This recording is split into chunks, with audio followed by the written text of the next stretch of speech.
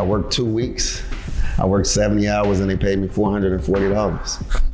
That's all I needed. That was my wake-up call back into entrepreneurship.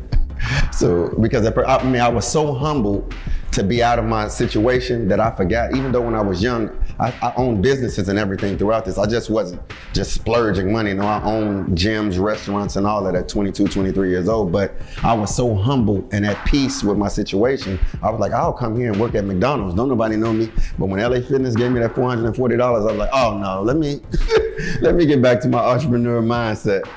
Welcome to Your Visionary Podcast. This podcast is specifically for you and your vision. Get ready to grow. Let's go. Life is in the detour, you know? So every detour we experience, that's an opportunity to learn something.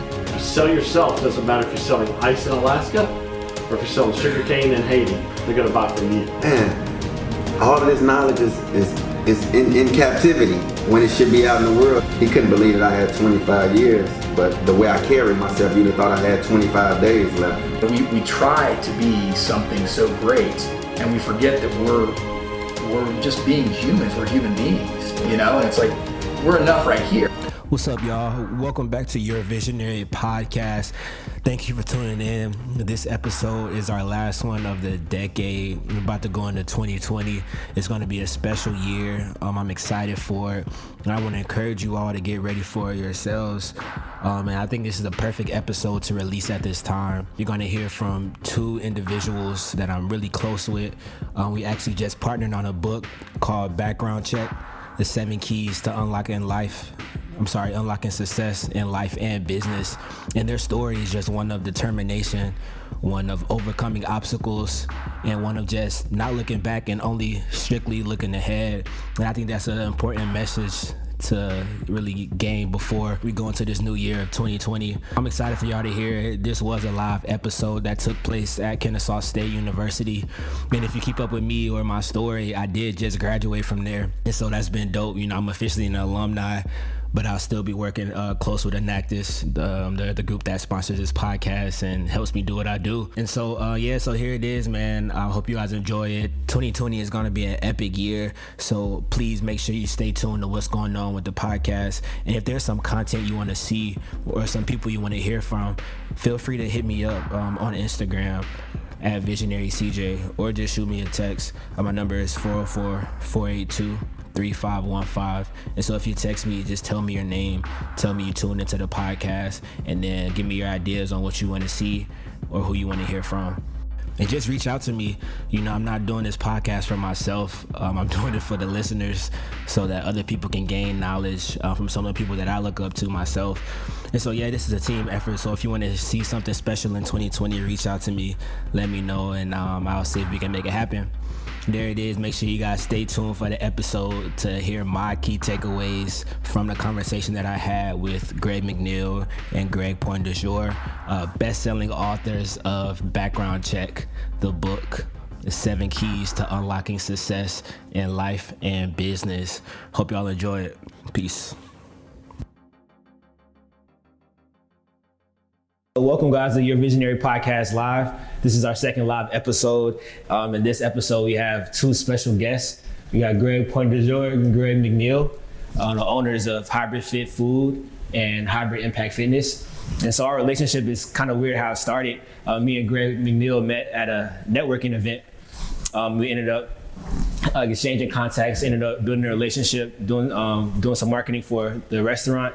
And I told him that I wrote books, and his story is, as you'll see, is pretty interesting. He went through a lot of things, and then I met GP, and the book just started, and it's been a long, interesting process. It's been a journey. It's been a journey, but a good one nonetheless. A good one. It's finished because the book was released last week and it hit number 1 on Amazon. Yes. And so that's been a blessing, and we're looking forward for what's to come. And so just get this thing started off. Like I talked about your story briefly, but can you guys both just go over, kind of your story and what brought you to where you are today? I'm gonna go first. Well, me personally, Greg Pointdujour, I was born and raised in New Jersey. Come from a middle class to lower class family. My parents are immigrants from Haiti. So I grew up in the early 80s, late 80s, early 90s. So I'm one of 4 kids, 4 boys. Education in school was important, but sports was more important to me. So I played sports. I was always a leader. In high school, I played football, ran track. I was the captain of both of those teams. I went on to play collegiate sports. I played in junior college for 2 years, but I suffered an injury. And that is exactly what kind of changed my life, because I went from being a structured student athlete who made it out of a poverty-stricken area to transfer into a huge university, Jacksonville State University in Alabama. That's where I transferred to. And I never had the opportunity to step on a football field and play ball because of my injury. So that kind of led me to use my business mind, which I was a business major in school, unlawfully, so to speak. So I began to be back in contact with kids that I grew up with, people that, from home who were doing the wrong things, and I got caught up. Eventually, what happened to me while I was in college, I was arrested on a conspiracy gun charge. And later, I eventually served 18 months in federal prison. And upon my release, I was trying to put my life together and figure out, what am I gonna do with my life? How can I get back on track? Here I am, I was a 21-year-old kid, graduated college. I had everything going for myself, but at the age of 19 and 20, I made mistakes that eventually caught up with me. So, like I said, upon my release, when I was in prison, I had a vision. My vision was I wanted to become a personal trainer. I wanted to open my own gym. So I did what we talk about in this book.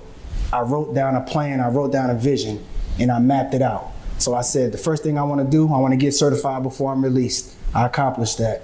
I wrote down the top 3 companies that I wanted to work for when I came out. Keep in mind, I had a felony on my background. And the number 1 on that company out of the 3 is the one I ended up getting a job at. So I ended up working for this company, and I worked there for 3 years. And for my department, I ran the personal training department. I was one of the top managers in the nation out of 350 stores. So I was very successful in that aspect. But I knew that wasn't the end goal from the written plan that I had. So what we did was, that's where I met my partner, who's now my partner. We met, kind of infiltrated the system, the industry that we wanted to get into. We educated ourselves on a background and how to run a successful fitness company, and then we vacated. We left the company, and we branched off and we started our own company, which is now Hybrid Impact Fitness. And we've now been in business for 10 years, serving here in the Kennesaw community. We train regular athletes, we do regular personal training, we do sports performance training, we do group fitness. We basically do it all. So that's kind of what's gotten us to this point. And the story goes deeper. We ended up 4 years ago, we opened up a restaurant. So we were now running 2 6-figure companies in multiple industries. So our gym is a 6-figure company, our restaurant is a 6-figure company. It's all healthy eating too. All healthy. Hybrid Fit Food is the name of the restaurant. Hybrid Impact Fitness is the name of the gym. And then in the last 6 months, we met Christian, like he told you.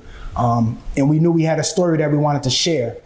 So we worked, and now we're authors, we're co-authors. And we had a #1 release just last week on Black Friday on Amazon. So we've taken our minor setbacks in our life and we've turned them into major comebacks, and the story's still being written, to this day. Right. So that's a little bit of that's basically my background and how we got into this point.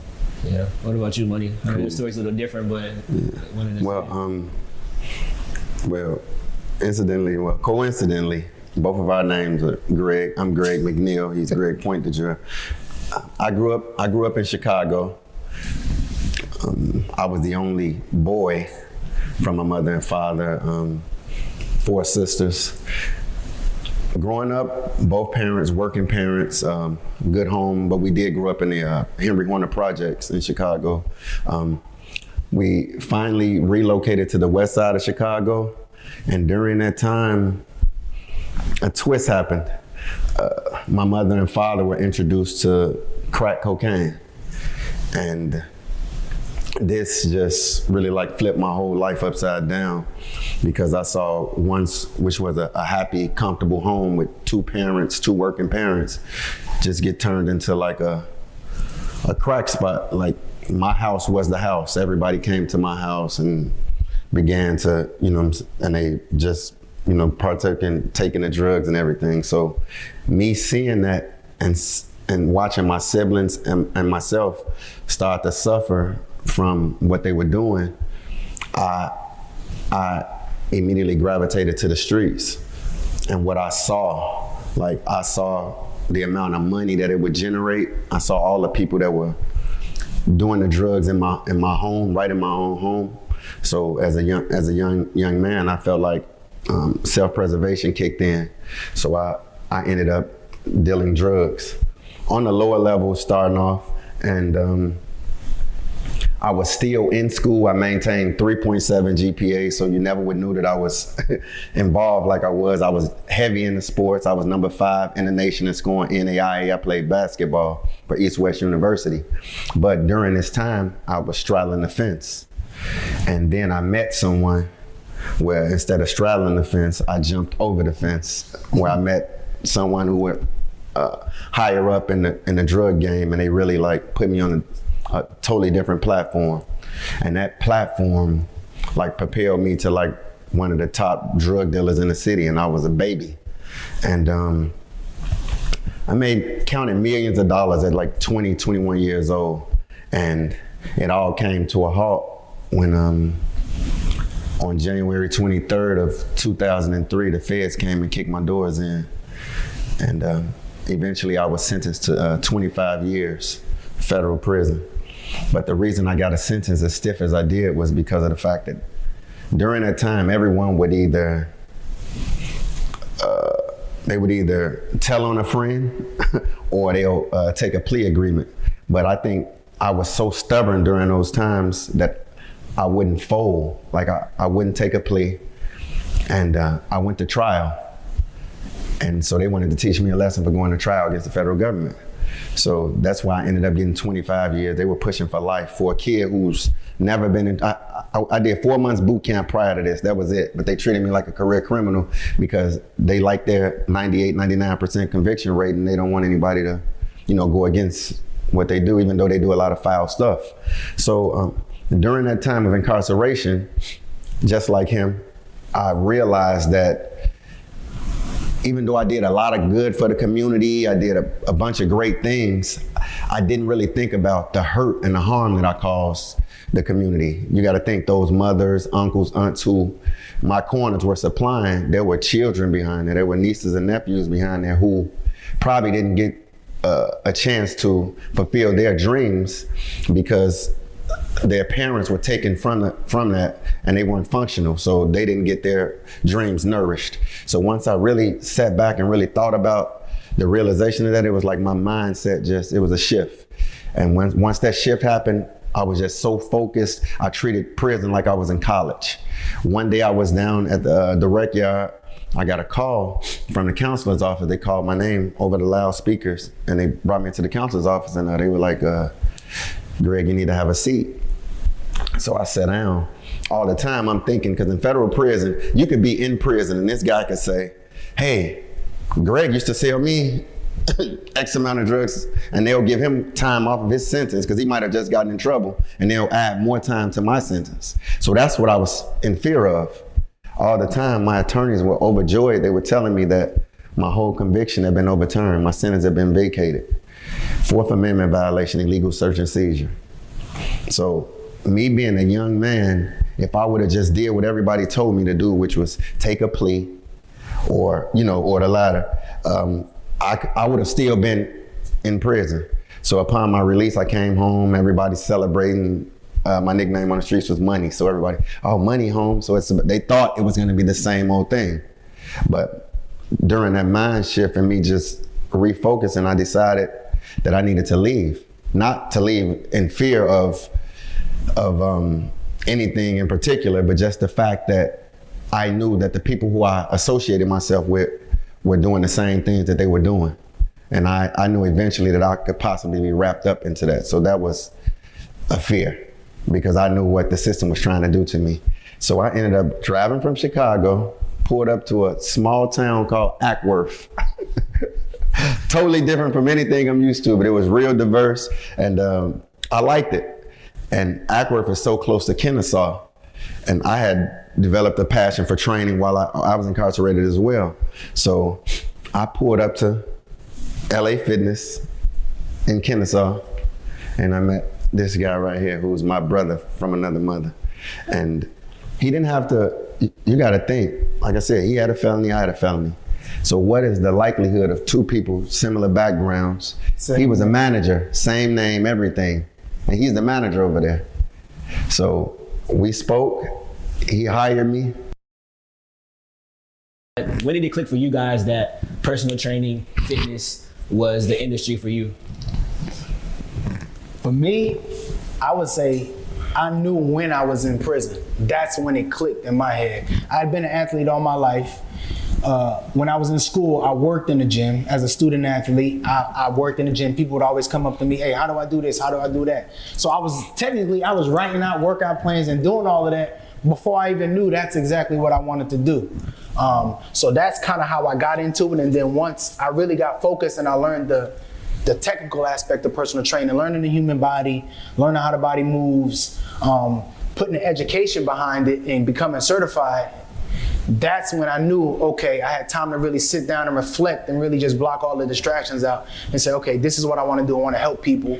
I want to empower people. I want to work with athletes. I want to help these young student athletes get scholarships. I want to help the scholarship athletes get to the NFL. I want to help the NFL guys become, Pro Bowlers. So that was always the goal when I was locked up, and that's what I wrote down. That's why it's so important that you always write down your visions and your plans, that you put pen to paper. That's extremely important. So at that point, that's when I knew, like, okay, this is what I really want to do.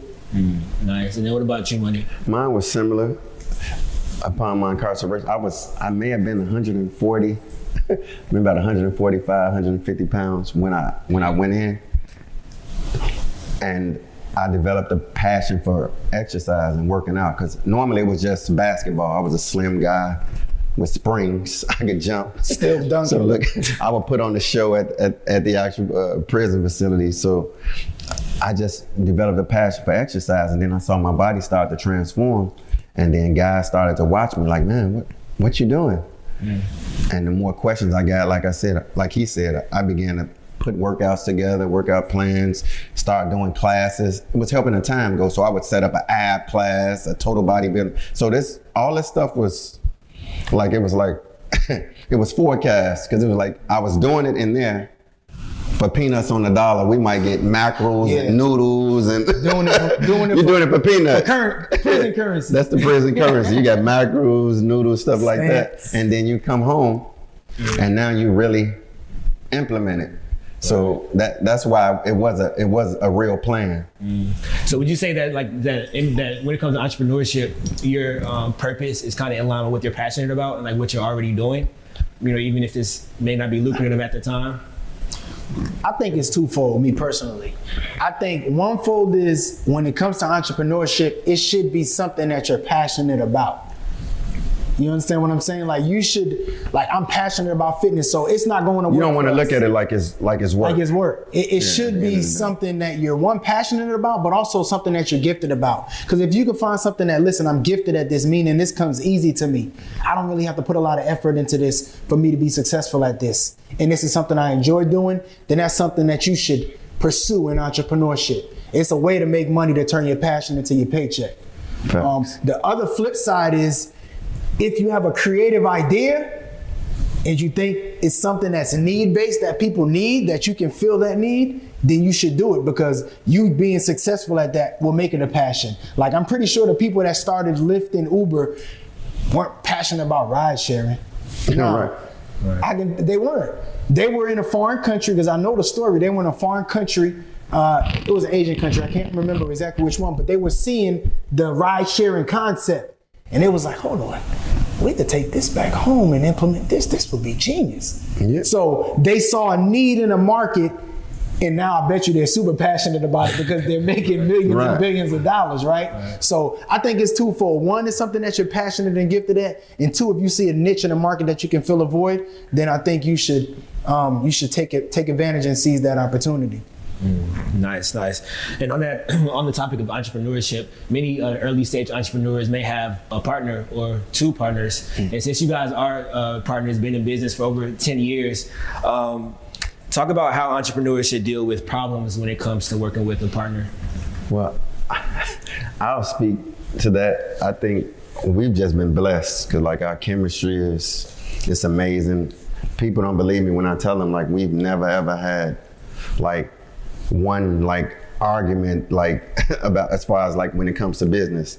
It's like we're on the same wavelength. It's a lot of times where I'll be like, he'll be texting me something or I'll be calling him the same thing or something like that. I'm like, wow, like how do we do it? It's like, right, it's like we just so in sync. So I'm not saying that every partnership will work like that. So you do have to be able to work through those issues and try to catch them and nip them before they boil up into something for real. But as far as me and him, it's just the communication. I think communication is key.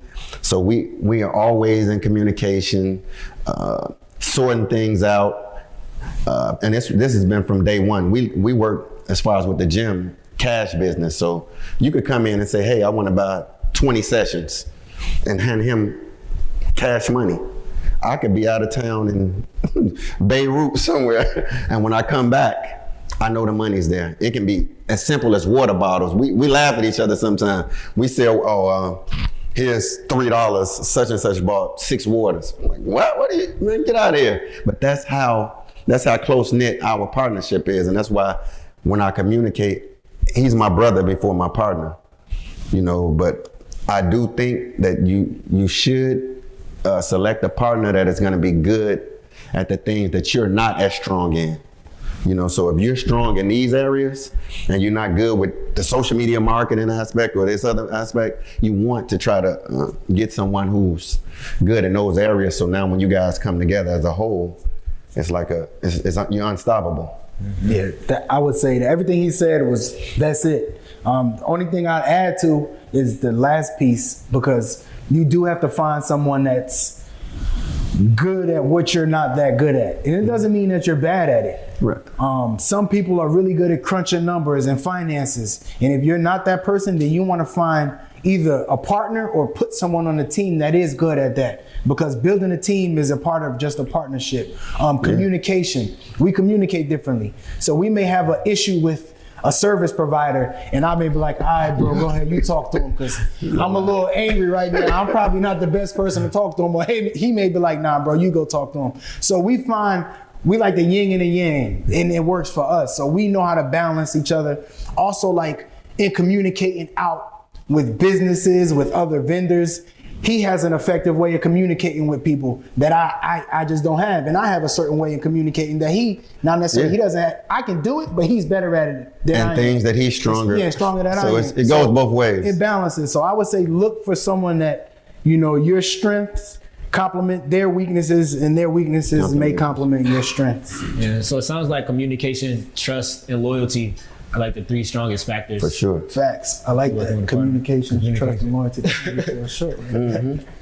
For real. And so in the book, in chapter 4, it's titled Faith, and the subtitle Infiltrate, Educate, and Vacate, which is something that you guys mentioned earlier. But can you talk a little bit about what that means and why it's important in entrepreneurship? I can kick it off.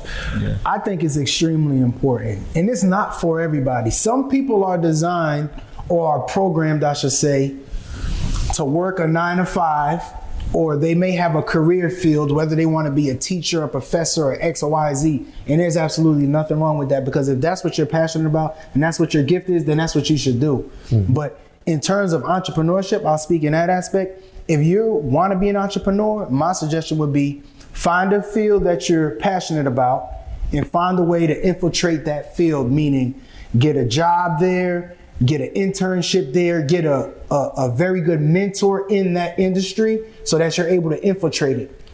Educate yourself. Become a sponge. Become a sponge from all of those aspects. So for us, I'll give you an example. I wanted to work in the fitness industry. The biggest fitness chain in the nation at that time, this is well over 10 years ago, this is probably like 12, 13 years ago, was LA Fitness. And they probably still are. Fastest growing gyms in the nation. I got a job there. I infiltrated the industry. I educated myself. I learned how to sell personal training. I learned how to retain customers, how to get customers, how to service customers. How to write our actual programs How to out write for our programs out for cancellations. cancellations, like the back end of the business. So Yeah. really learning like, okay, how do they build this business? Okay, they don't just do paid in fulls, meaning you come in and you say, listen, I want to train for a year. Here's $1,000. No. Let me get these sessions. No, what they do is they set you up to bill you every month for the next 12 months. EFT. Electronic funds transfer. So they're able to forecast the money that they have coming in every single month. So that's how they built their business. So when you decide to sign up and not go anymore, what's going to happen? They're still billing you every single month because you've locked into a contract. So we took that same successful model because there was in 2008, 2009, 2010, when I was there, they were the fastest growing company in the nation. So I just took that model and we just said, all right, we're not going, the wheel isn't broke. We perfected it. We perfected it. And we only moved like a half a mile from them. Yeah. From our workplace, like our gym. And it wasn't like it was planned like that. It just happened. But it happened like that. And we outgrew our space within 7 months. Yeah. I had neither one of us had any like real relationships with ties to the community where we came in with 50 clients. We both had one client apiece. Mm-hmm. But the one thing we had that LA Fitness didn't have was that personable side. Like he said, if you stop paying your bills if you stop going to the gym at LA Fitness, they don't care. They're gonna keep billing you. But if you train with me and I'm a personable facility, I'm gonna call you. What's your name? Jacob. I'm gonna say, hey Jacob, where you at? What's going on? Where you been? How haven't you trained? How you? I had a. Let's get back in here. Let's get to it. That's the personable that separated us from the mega gyms. Yeah. So that was one of our niches. How we had an edge on if someone came in question and said, why would we prefer to train with you guys over a LA Fitness? So that was one of the things we used. So that was the education part. We learned the business, and the vacate was exactly what vacates means. We left. we left the company. We took the knowledge, we soaked it up, we learned the game, we saved some money, we put our money together, and then we stepped out on faith. And we vacated, which is the name of the chapter, Faith. Yeah. When we left the company, and then the rest is history. And was there like a kind of a exit strategy in terms of, okay, we're gonna save up for 6 months and then we call it organized chaos. You want the truth? This is the truth. I was on a mission trip because, like I told you, my parents are from Haiti, so that was actually the first year. I had just gotten off a supervised release. I had just gotten off a parole, probation, whatever you want to call it. So I got my passport back. And that was one of my things. One of the things I wrote down in my vision, in my plan, was that I wanted to go and serve. So I was actually on a mission trip in Haiti. And I had just got that check. You got the check about a month before. You was going for about a month. So he's calling me, leaving me messages, and I'm not getting the messages. And I'm on a mission trip, 7 days. Mind you, I've been toiling with this company for 3 years, successful, making money, full benefits, over 60, 70,000 a year I'm making. I was making money, 25, I was young, 25, 26 years old, something like that. But I get back home, and while I was on the trip, I had a vision that I was leaving the company, and I kept seeing in the vision, I was up on the roof praying, and I was seeing 30 days, 30 days. So I started telling everybody. I told my brother, I told my mother, anybody I say, I'm leaving the company, so I don't know how I'm leaving the company. I get back to work the next day. This guy walks in, and, hey man, I've been calling you. I said, I was out the country, what's up? He said, I think I found the spot. It's right up the street, I'm telling you. I'm like, yo, come back on my lunch break. I'm working now, but come back on my lunch break. We can go look at it. Cause I had the vision and I was prepared. So we weren't, technically we were preparing because we were trained to go, but it wasn't like we had written a plan out. I just knew I wanted to leave. Right. So that day on my lunch break, we went, looked at that space. Yes.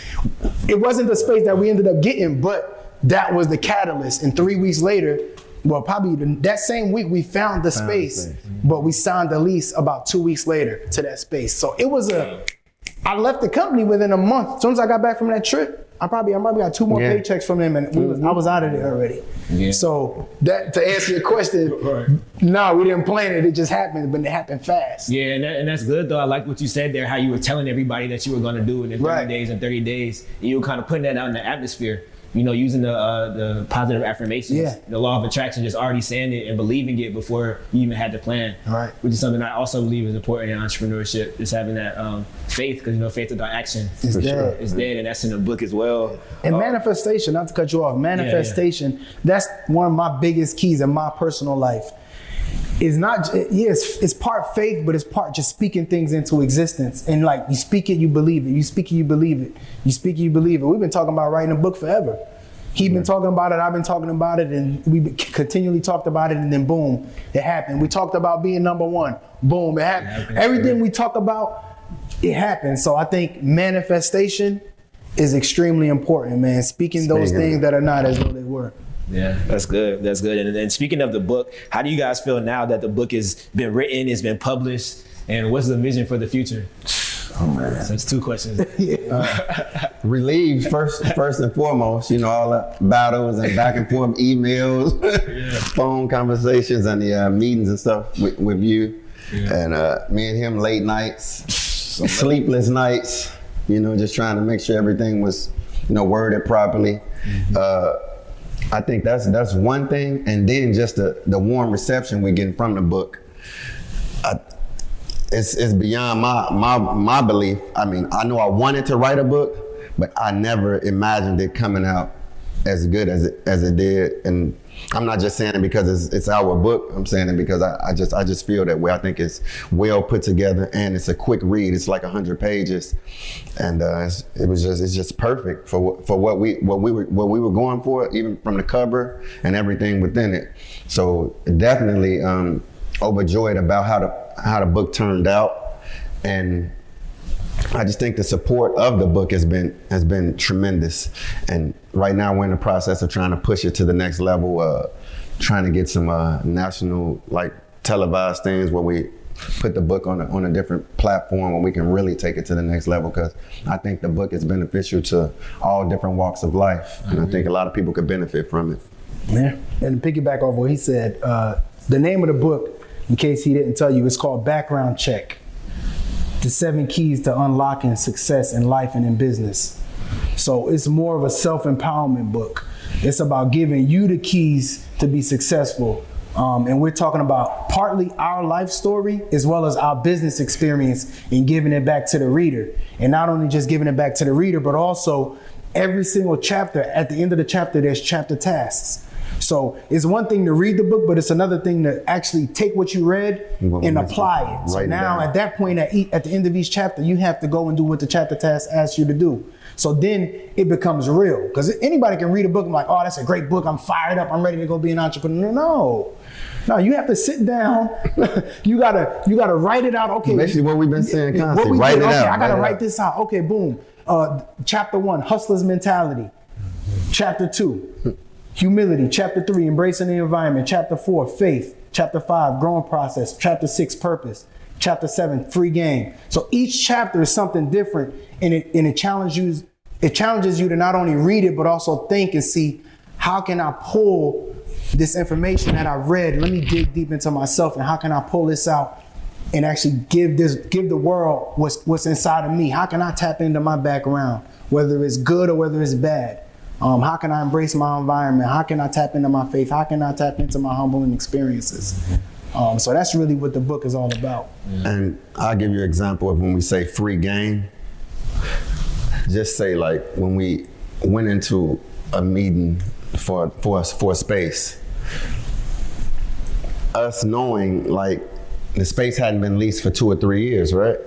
So that means, to us, it means that the owner he's in a hurry to try to lease the space because he's not getting any money from the space anyway, as is.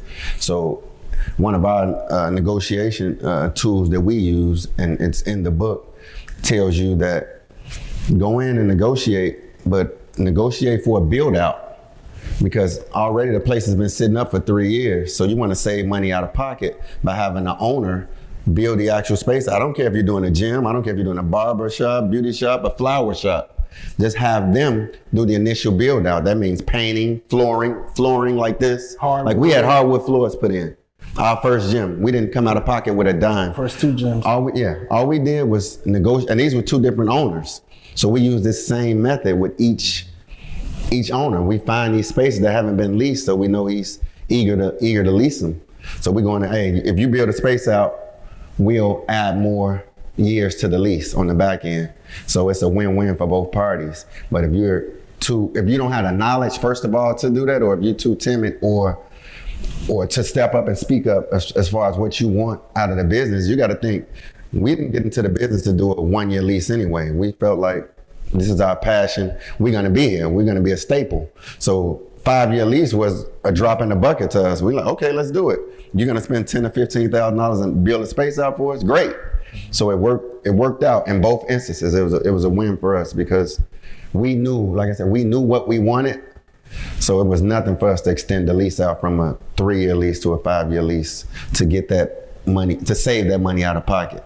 So that's like a great tool for up and coming entrepreneurs to take that route. And trust me, it's a ton of owners that'll do it. Look, we showed you 2 instances in the same 5-mile radius. Yeah. So you just have to be willing to take that information and apply it. Mm-hmm. Or they'll give you free rent, which all 3 of them did. Yeah. Every space. Yeah. Every space. You just gotta, it's like a closed mouth doesn't get fed. That's one of our other ones. We always say closed mouth don't get fed. So if you don't ask for it, they're not gonna just offer it to you. You have to ask for it. You have to negotiate for it. You gotta go big. I'm asking for 6 months. All right, now they're gonna negotiate me down to 2 or 3. Okay, and that's all I really want. That's all I really want. Go back and 2 or forth. 3. You sure, bro? Yeah, go for it. Go for it. Yeah, we go big, and then if they come down and meet us in the middle, then that's all. That's where we wanted to be anyway. We wanted to be in anyway. So cool. That's good. And that negotiation strategy, that's only one of the many resources that's in the free. Oh, for sure. That's just one of the many in that chapter and throughout the whole book. Yeah, that's real. But I want y'all to talk about the importance of reading because now, as we're just developing and tech is becoming, more advanced. Why is it important to actually read the physical copies of books and talk about just how that's important for entrepreneurship and success? For me personally, I'm not big on ebooks. Nothing wrong with them. They work if you want a fast read, but I'm still old school. I like the hard paper. And then, like I said, with the chapter tasks, you're actually gonna have to I like highlighting, circling things, writing stuff down, and then in the chapter tasks, having it's better for memory too. Yeah, it's better for memory. It's nothing like writing your goals or your visions down with a pen and a paper. It's nothing like it. It's so much more powerful. And you take that up on your wall. Yeah. I still do it. All the places I wanted to travel. Checking off. If you go on my Instagram, you see I've been all around the world. And those are different things I would do. Every year I would write down 4 countries or 5 countries I want to visit. And as long as I wrote it down and I taped it up on the wall right by my light switch, every day when I turn the light on and turn the light off, I see it. So I'm working on it.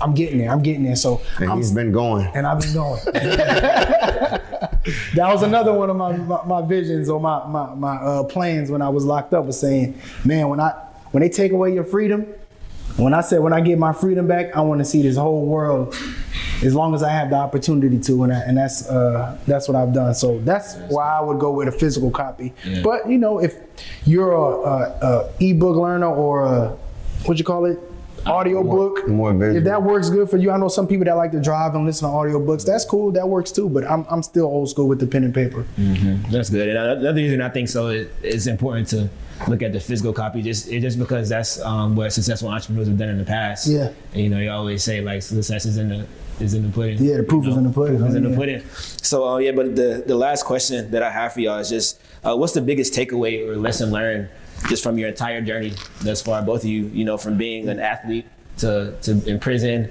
to now being, a successful entrepreneur of 2 businesses and more on the way. Kind of talk about just the biggest lesson learned that you think everybody can, take. I go first and I keep it short. Yeah. For me, it's 2 words that come to mind: resilience and perseverance. No matter what happens in life, whether it's in school, whether it's you in university, you trying to graduate and you trying to pass these classes, whether it's when you get a 9-to-5 job or you start your own business, if you're not resilient and you don't persevere, you will fail. But the only thing is that you can't quit. You're always going to fail. We fail. And we look at it as a lesson. It's all education. Listen, you're always going to fail. I failed in school. as a kid growing up until I graduated high school, I barely graduated high school. I had a 1.2 GPA cumulative coming out of high school. I can barely get out of there. But I never gave up. I didn't quit. I went to college, made the dean's list for the first 3 semesters. So as long as you don't quit and you don't give up and you are resilient and you persevere, so you will be successful. You know what I'm saying? So it's just, that's the thing that I got out of this whole experience, and that I continue to live to this day, and that I pass on to anybody. Like, we're resilient. We don't give up. We don't quit. Mm-hmm. It's never a loss. It's only a lesson. Mm-hmm. If we fail at something, we got something out of it. Okay, we did that wrong that way. Next time we're gonna do this. We're gonna do it differently. You know what I'm saying? So just being resilient, persevering, and never giving up. Those are the things that I take from everything that we've been through. Nice. Well, me, I definitely take the word resilient from, because throughout life I've shown that dealing with different forms of hardship. Growing up in Chicago, I'm sure y'all see the news. It's everything you hear on the news is real. So to grow up as a young man in that atmosphere and be able to withstand it, like when I've lost so many friends, like either dead or in prison. So to be able to navigate through all of that and still stand here in sound mind. So I definitely take resilient as one. Another big one for me is patience, because to have a 25-year sentence weighing over your head when they brought me a plea agreement for 15 years, and they were telling me that they were going to give me 30 years to life. So that was the scare tactic. So if I would have signed a plea for 15 years, I would have just took the 15, and that would have just been it. No appellate rights, anything like that. But I could have signed that right there, but my patience wouldn't let me. Like, I had to really let my mind speak to me, like, wait a minute, it felt like a form of railroading to me. So I was patient in my thoughts and everything like that. And then the other thing that I always say is, as a man thinketh, so is he. So it allowed me to, once my mind, we always talk about mind shift. So once my mindset changed, it allowed me to be the man who I am today. So that's why I'm able to sit before you guys and not ashamed of my past, but just being a person that's here to share my story, hoping that you guys could learn something from me, definitely from both of us, definitely from the strength of, man, we haven't been through half of the stuff these young men been through. So I know for a fact that we could, accomplish whatever goal it is or whatever we put our mind to, as long as we, like I said, begin to, use the 7 P's, so. Yeah, that's real. The proper preparation. Yeah, no, I love that. And thank you guys for even coming here today and sharing your story. I really appreciate it. We appreciate you having us. For sure. And I want to open it up, to you guys out here. Anybody have any questions for either one? Go ahead. So you guys do food too? Yeah, we own an all healthy eating restaurant called Hybrid Fit Food. It's smoothies, salads, wraps, protein shakes. We do all of that. We don't have any beef or pork in the facility. Directly across the street from North Cobb High School, 3415 Old 41 Highway, and we're currently in the process of opening one in Decatur, Georgia as well. I'll have to come check you guys out. Oh, cool. Appreciate you. Yes, sir. And we also do meal prep there as well for the athletes. Cool. So like in our day and age, with social media and like people like kind of compare each other, like people showing a highlight reel and stuff like that. What do you guys think of like delayed gratification, like dealing with like being patient, and just like knowing that like at the end of the day you're gonna get to where you're gonna be or where you're gonna be in life? I think you answered your own question. Instagram is what you make it. So if you treat it as a highlight reel, or if you look at it as a highlight reel and you know what you're looking at, then you can kind of process the reality of it. See, for me, I use social media as a marketing tool. So I use it to promote mostly personal training, which we own a gym. The brand. Our brand, the Millionaire Lifestyle. This is our newest venture that we've launched. Our book. I share pieces of my personal life, but that's 5% of it. 95% of what I put on social media is really content, and it's empowering content. It's us speaking, it's us talking about our brand, talking about entrepreneurship. So to answer your question, it's another guy. Our pages are really like self-help. You go on and we try to keep the uniformity.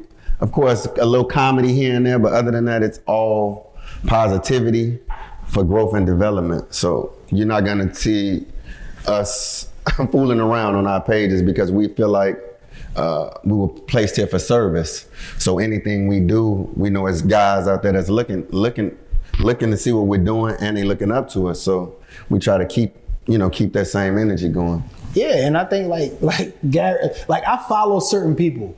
So that's another thing to answer your question as well. You have to be careful of what you're taking in. So if you're looking at this foolery, not just foolery, like what are you studying? Biology. Okay, so let's say you want to get to a certain status and you're looking at a certain person that's doing that you want to do. And just the fact of you watching them be successful, that may make you feel a certain way or make you feel less than. You know what I'm saying? You need to follow and watch things that are going to inspire you and motivate you. Like forget all that other stuff because majority of it is fake. Even the entertainment, rappers, a lot of that stuff, half of them got fake jewelry. It's real. And we know guys that's in the industry, so yeah. We're tied into this whole lifestyle. So it's like a lot of this stuff is fake. So once you have that knowledge and you understand that, then you can kind of navigate it, and you got to use the social media for what you want to get out of it. So you got to use it. Don't let it use you. So don't let it play tricks on your mind. I only follow certain people. Like Gary Vee say, man, fuck. He say, man, fuck what they're doing. Like, yeah, exactly what he said. F what they're doing. Like, we don't like, it's a highlight reel. Like, they don't really live like that. Go see them in the day-to-day. Go follow them around for a day and really see how they're living. They might be living on a mattress, but they're taking pictures on private jets. It's all fake. Yeah. So just keep that in mind, I think, and run your own race, most importantly. Yeah. Nice.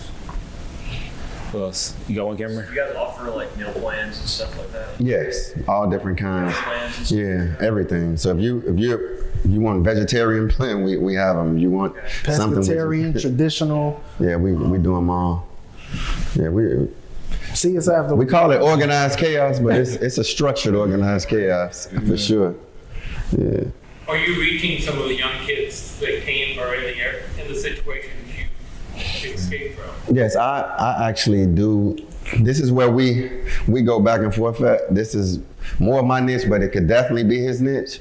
But like in Chicago, like I was well known, so it's nothing for a school to call me up and have me go and do a speaking engagement at the different middle schools and high schools. And I go and I'll see like a kid who's like, man, my daddy used to work for you. Or my daddy say he know you. My daddy say you was a good guy. And then they see the changes within me, and I might be at a speaking engagement with a bunch of guys who masters and this and this and that, and they have all these different fancy degrees, but they're not relatable to the kids. I'm relatable to them because my mother and father were on drugs. I dealt drugs. I went to prison. All of the things that the inner city that they deal with now, they don't see enough of me. They don't see this story. They'll put in front of the camera who they want in front of the camera, but they won't put a lot of this in front of the camera because this will cause a mindset shift. So what we're trying to do is force them to put us, we're gonna be a force to be reckoned with, to force them to put this type of information behind the camera so they can start to see this more. And I've also done it here too. I went to Hapeville High School recently, and I spoke at that school. It was a very great turnout. And they actually came to our restaurant, like 50 kids. They didn't even have to. But they ended up coming, a busload poured up at our restaurant, and they spent over $1,000 just showing the same support that we gave. We didn't ask them either. This was just unexpectedly. The busload just poured up at our establishment and bought the whole store out. They packed it. So it was like, what we did, because anything I do it on behalf of my bro. Like, we move as a unit. It's nothing, I don't separate anything, so what was done at Hapeville was like, we sowed a seed, but we weren't looking for anything back besides the young man who was calling me, asking me to mentor him and stuff like that. But for them to pull up, it was like, wow, look at that. And it's not like okay, if we do them a favor, they're gonna come and do this. It wasn't that type of party, and it just happened like that. Yeah. And that's also our plan for 2020. We're in the process of putting together like a book and speaking tour, starting here. And podcast. And we'll be doing a podcast, but I just was speaking to him in terms of. Oh yeah, cool. Oh, I just was speaking in terms of, just getting into the schools and spreading the message of giving our story, so to speak. Nice. Okay, cool. Anybody else? Questions? So it's like being Black American and having a felony, what kind of hardships y'all like face? That's a hard one. I'll go first. Well, the stereotypes, that's one of the main things, because like if you come into our restaurant, you're gonna look, and I've had people sit in a restaurant and they're eating and they enjoying the ambiance and it has a nice look to it. So then they'll ask like, so who's the owner? And I said, I'm the owner. And they in complete shock, like, oh my God, you're like, I can't own this restaurant, So that part of it, and then even like business loans and stuff like that. Like sometimes we get looked at different. We go to and we're ourselves most of the time. We go in there, we fit. Might have a fitted shirt on. We go in there with our workout fitness gear on. They looking at these guys and we've funneled hundreds of thousands of dollars to your business and through your banks. And we are wrestling with you for loans. That's why majority of the time we do things on our own. Like we just get it done. Like a lot of times the banks haven't really helped us fund a lot of the stuff that we've accomplished. It's like when we say self-made, it really does mean self-made. To answer the flip side of the coin, the question you asked, we face a lot of challenges still to this day. Housing, we discriminated against. Because if I want to go get an apartment, they're going to ask me, do I have a felony? And then I have to explain that. And it's a good chance they're going to deny me housing. Loans, they're going to ask you that. They can deny you loans. So it's in a lot of different, something as simple as who flies here a lot. Well, you're going to start flying a lot. You want to do TSA pre-check. Mm-hmm. I know you heard TSA pre-check. They ask you that. So you got to pay, but they can still turn around and deny you your TSA pre-check. So it's things that we deal with and challenges that we face and we're going to face for the rest of our life. But that's just, it's how you handle it. It's how you handle it. It's the card that we was dealt. You know what I mean? We're just playing the hand that we dealt. We find ways around it. Yeah. Like at the end of the day, it's like, all right, there's more than one way to skin a cat. So, all right, if I can't get housing here, I can get housing here, or I can find a way to still get it. So it's just you working smarter. You know what I'm saying? You got to really tap in to use all your resources to accomplish the goals that you want to accomplish. But yeah, we still face roadblocks to this day. 100%. Yeah. That's a good question. It was. Anyone else? Questions? No? Yeah. Listen, no such thing as a dumb question, man, for sure. So like dealing with getting burned out and like losing motivation and kind of like it's like losing pace and stuff like that. Like how do y'all deal with like trying to get your stamina back up and stay motivated? One thing that happened recently, maybe like I would say like 2 months ago. When did we realize that? Oh shoot, yeah. Right before it was process, a couple months, 2 months. Yeah, like 2 months ago. We had a client that we used to train, and he went to North Cobb Christian, and then he went on to play college basketball and everything. And we were just having a small conversation with one of our trainers, because what we do at our training facility, we lease out space too. So for anybody who doesn't want to get ripped off at the mega gyms, we let them come and run their own business at our facility.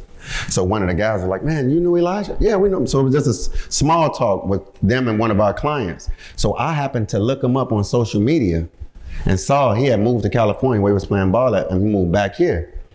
And I called him and I was like, man, what you doing? He said, man, I'm trying to get back into fitness. Crazy coincidence.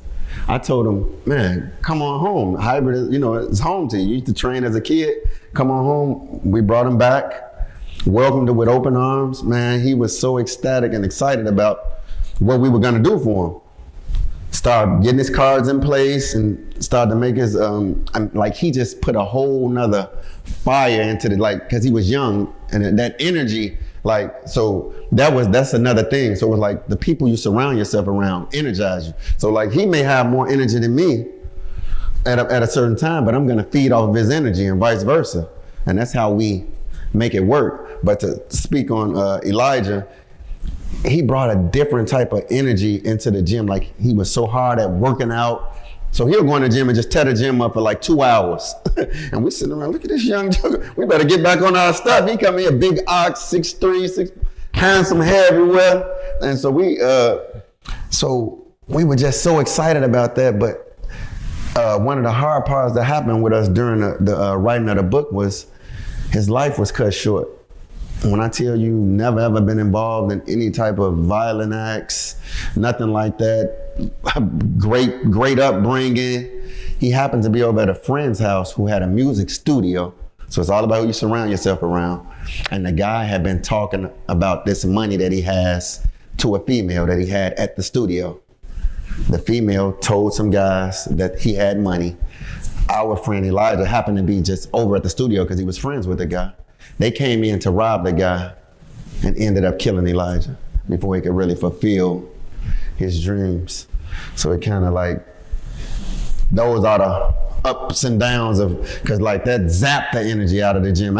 So we went from this high to that happened to him, and now it's zapped, and now the book and everything coming back, and then the brand just really like has to re-energize and bring that energy back. So yeah, I wouldn't, don't get down on yourself when you have those moments. You just have to find things that are gonna help you re-energize yourself.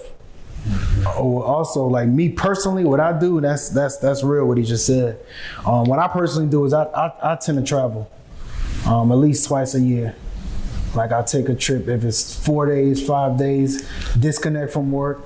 Like I'm not checking emails, I'm really off of social media most of the time, and just being able to kind of refocus. And that doesn't have to be anywhere out the country. It could be to the beach. It could be up in the mountains. It could be just somewhere where you kind of get away from it all and separate yourself from it and kind of regather your thoughts, regather your energy. And like he said, it's who you're around. Like usually when I do those trips, I'm with my family. It's a small group of us, 4, 5, 6 of us, my brothers, my cousins, the people that know me the best. And we kind of treat it as a retreat for us all. So they take off of work, I leave the gym, and we go away and we do what we do. And then we come back and I'm always energized, yeah. I'm focused. Like, I got a different walk when I step into the gym. He like, oh yeah, bro, yeah, you had a good time. For real. Yeah, no, that's how it is. Yeah, so you need that. For him, it may be him going home to Chicago and seeing the family and just kind of being back in that environment, and you just getting recharged back, and then you come back, you're like, all right, man, I'm ready to go. Yeah. So sometimes it's good to separate yourself, recharge up, and then come back with that fresh energy, fresh mindset. Sometimes disconnect from social media too. Take a fast from that Facebook, Instagram. Every day we wake up, we on it. I actually need a fast myself right now from that, because we're in it now. We're promoting, we're doing this, we're doing that. You wake up, you're answering emails, you're answering messages, people placing orders. So it's so much stuff going on. Sometimes it's hard to take 2 or 3 days and disconnect and recharge up and then come back, if that helps. That's good. Yeah. You got another one? Shoot it, man. Shoot your gun. Okay, cool. Okay. One more. Nobody? What is billionaire lifestyle? Definition. You said, what does millionaire lifestyle mean? If you didn't. Well, millionaire lifestyle is our brand. It's basically a person that's about their family, about the community, about the values, all the things that money can't buy. Because anybody can be a millionaire, but everybody can be a millionaire. You run into, what people call fake people daily, and what I consider fake is someone who says one thing but does another. I'm an action person, so anything that I speak or say right here, it's action that follows it. It's not like I'm speaking, like even like with these engagements, like I don't mind a small personal space like this with this amount of people, because I know someone got something from it, so yeah, that's what the brand is based on. Just all the things, like you said, all the things that money can't buy, and those are the greatest values to have anyway, because when you have those values, the money can come in. Yeah, money can't buy you love, money can't buy you health, money can't buy you perseverance to Right. overcome the obstacles that you're gonna face in this life. That's why you see so many of them. They can have all the money in the world and they still hanging themselves and stuff like that. So That's good. That's good. So, we're gonna give our guests a round of applause. And if y'all aren't subscribed to the podcast, it's Your Visionary Podcast on YouTube, Spotify, on a podcast app. You can get the book, Background Check. We also have some books here, so if you want to come up at the end, we have books for sale. They're $15. We'll autograph them for you. You can we also have apparel. Yeah, we also have the apparel too. So just come on up, talk to us. You got more questions, we're gonna be here to answer every question, that you may have. There it is. Oh, our website, backgroundcheckthebook.com. Backgroundcheckthebook.com. We're on Instagram. I'm Realionaire Greg. He's Realionaire Money. So it's all a part of the branding. So we're easy to find. Hybrid Impact Fitness is the gym. It's on Instagram. And Hybrid Fit Food as well as on Instagram. Yep. So it's all uniform. Appreciate you guys. All right. Thank you.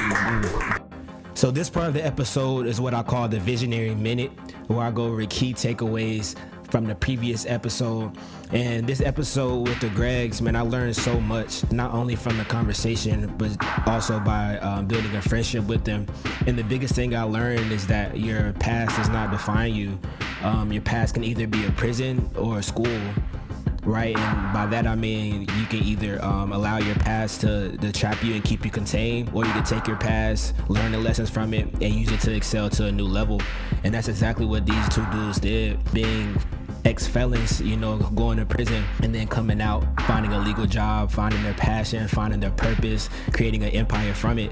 It's something that inspired me when I first met them, and even just helping them write their book, I've learned even more about them, and it's something that really speaks value to who they are as men. And so that's my first takeaway. Do not let your past define you. And secondly, one of the quotes that they use multiple times and one of the chapters in the book, infiltrate, educate, vacate. And use this when you're going through a job or when you're going through life. And basically that just means get into the industry you want to get into, learn on someone else's dollar, and then create an exit strategy to leave. That taught me a lot, especially as a new college graduate going into a new job. And that's my mindset. I want to go in there, infiltrate the industry, educate myself, learn everything I need to know, and then dip, right? I don't want to be there long. I'm an entrepreneur, but I know that it's a process and that I can learn on someone else's dollar. And so infiltrate, educate, vacate, super valuable. And then lastly, the importance of positive affirmations. Greg Pointdujour said it multiple times how he just manifested his life, really manifested the book, manifested it being a bestseller, and how they're just going to continue to manifest things. And they were just on national TV. And when we first started the book writing process, he told me that they were going to take the book on national TV, and that's exactly what they did. And so, power of manifestation, the power of positive affirmations. Life and death are in the power of your tongue, and these two guys are a testament to that. And so there it is, y'all. Hope you enjoyed the episode. Hope you enjoy this new year. 2020 is going to be major. Make it the best year yet. Talk to y'all soon. Peace.